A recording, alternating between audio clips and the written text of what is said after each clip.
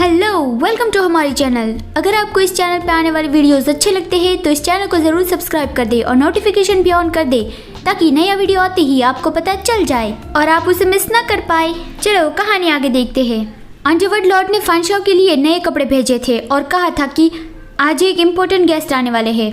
वो जियो चैन को मतलब अपने पपेट को कहता है कि आओ मुझे कपड़े पहनने में मदद करो। तो जियो चैन उसकी कपड़े पहनने में हेल्प करता है।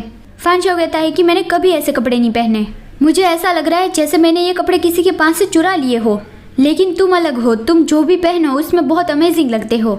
जियो चैन ने चुपके से फैंशाओ के पुराने कपड़ों में से उसका स्टोरेज बैग निकाल लिया और वो कहता है कि मास्टर आप भी अमेजिंग हो।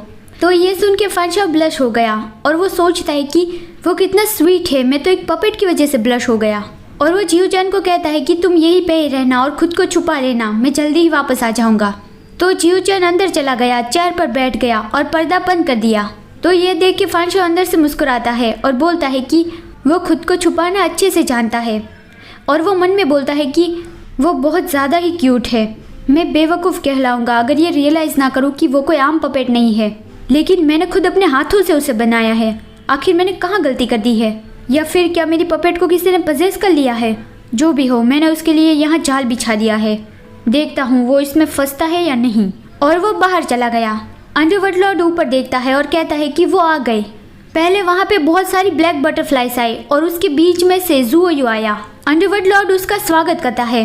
ब्लैक एंड व्हाइट गार्ड ज़ुओयू से बहुत ज़्यादा डर रहे थे। ब्लैक गार्ड कहता है कि वो तो हमारे मास्टर के भी मास्टर है, हम उसे क्या कह के बुलाएं? तो व्हाइट गार्ड कहता है कि शायद बड़े मास्टर।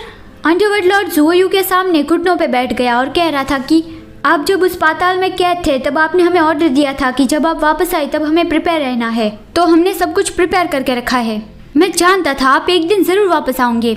ज़ुओयू कहता है कि बहुत अच्छे, तुमने अपनी वफादारी साबित कर दी, मैं तुम्हारे एफर्ट्स को ज़ाया नहीं जाने दूंगा। अब वक्त आ गया है जो कुछ भी मेरा है उसे वापस लेने का, लेकिन मेरी सेना को वापस बनाने से पहले मुझे मेरे भाई को पुनर्जीवित करने की ज़रूरत है। अंडरवर्ल्ड लॉर्ड जोर से कहता है कि लेकिन मास्टर, क्या आप ये भूल गए हैं कि उसने आपके साथ क्या किया था? सिर्फ उसकी वजह से ही आप इतने सालों से वहाँ पे कैद थे। वो तो सिर्फ आप ही थे जिसको हेवन पे राज करना चाहिए था। ज़ुओयू कहता है कि वो मेरा इकलौता भाई है, तो जुबान संभाल के बात करो। वो लैंप कहाँ पे है? मेरा सब्र टूटे उससे पहले मुझे वो ला के दो। तो अंडरवर्ल्ड कहता है कि यस माय लॉर्ड, लापरवाही से बोलने के लिए मैं माफ़ी चाहता हूँ। और वो फैंशाओ को बुलाता है कि फैंशाओ उस लैंप को लेके आओ। जब ज़ुओयू अंदर की ओर जा रहा था तब ब्लैक गार्ड खुशफुसा के व्हाइट गार्ड को कहता है कि इस बड़े मास्टर से इतनी गंदी बदबू क्यों आ रही है? वो तो सड़ी हुई लाशों के समंदर से भी ज्यादा बदबू मार रहे हैं। तो व्हाइट गार्ड उसे हंस करके कहता है कि अपनी आवाज धीमी रखो।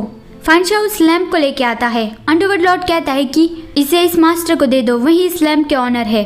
तो फैंशाओ बहुत रिस्पेक्टफुली उसे वो लैंप देता है कि माय लॉर्ड, ये लैंप अभी ठीक हो गया है लेकिन ये अभी बहुत नाजुक है, तो जब आप इसका इस्तेमाल करें तब जरा ध्यान रखना, थोड़े वक्त बाद इसे फिर से रिपेयर करना होगा ताकि ये बहुत ज्यादा स्ट्रॉन्ग बन जाए। ज़ुओयू उस लैंप को अपने हाथ में लेता है। फैंशाओ उसे देखता हुआ सोचता है कि उसकी राइट आंख पे जो बर्थ मार्क है वो तो बहुत ही ज़्यादा फेमिलियर लग रहा है, और वो जो मुझे प्रेशर दे रहे हैं वो बहुत ही ज़्यादा स्ट्रॉन्ग है, जैसे कि वो एक गॉड हो। ज़ुओयू लैंप को देख के कहता है कि ये अब मुझे नया जैसा लग रहा है, तुमने बहुत ही अच्छा काम किया। और वो अंडरवर्ल्ड लॉर्ड से कहता है कि तुम्हें ये पर्सन कहाँ से मिला, बहुत अच्छा काम किया तुमने। अंडरवर्ल्ड लॉर्ड कहता है कि थैंक यू माय लॉर्ड, इतना तो मैं आपके लिए कर ही सकता हूँ। ज़ुओयू कहता है कि क्या तुम लोग ये जानते हो कि ये लैंप किसके लिए है? अंडरवर्ल्ड लॉर्ड कहता है कि माय लॉर्ड नहीं, हमें नहीं पता। ज़ुओयू बताता है कि ये सोल बाइंडिंग लैंप है, इसमें प्रिमोर्डियल स्पिरिट या फिर सोल को नरिश किया जाता है।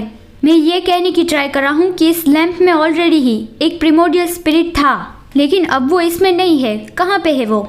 तो ये सुन के फैंशाओ बहुत चौंक गया और सोचता है कि क्या इसमें एक प्रिमोर्डियल स्पिरिट था? ज़ुओयू ने अपनी ब्लैक बटरफ्लाई मैसेंजर से फैंशाओ को बांध दिया। फैंशाओ जरा सा हिल भी नहीं पा रहा था। ज़ुओयू कहता है कि बताओ मुझे, तुमने उस प्रिमोर्डियल स्पिरिट को कहाँ पे छुपाया है? फैंशाओ कहता है कि मुझे तो ये भी पता नहीं था कि इसमें एक प्रिमोर्डियल स्पिरिट था। इसको रिपेयर करने की प्रोसेस बहुत ही ज़्यादा हार्ड थी। इस लैंप पे हज़ारों बार हथौड़े मारे गए और इसे हज़ारों बार गर्म किया गया था, तो ये पॉसिबल है कि वो प्रिमोर्डियल स्पिरिट वैनिश हो गया होगा। तो ये सुन के ज़ुओयू कुछ सोचने लगा। अंडरवर्ल्ड लॉर्ड कहता है कि माय लॉर्ड, क्या उसने कोई मिस्टेक की है, क्या मुझसे सजा दे? ज़ुओयू कहता है अगर उसने झूठ बोला होता तो मेरी बटरफ्लाइज ने उसे मार डाला होता। वो प्रिमोर्डियल स्पिरिट एक बेकार पर्सन का था। उसे वैनिश होने दो। और उसकी ब्लैक बटरफ्लाइज फांशा को छोड़ देती है। फांशा सोचता है कि क्या उसने मुझे माफ कर दिया, लेकिन ज़ुओयू कहता है कि ये तो बहुत बुरा हुआ, वो तो इनोसेंट निकला, लेकिन मेरी तितली अब भी भूखी है। और वो अपनी बटरफ्लाइज को ब्लैक गार्ड को खाने के लिए कह देता है।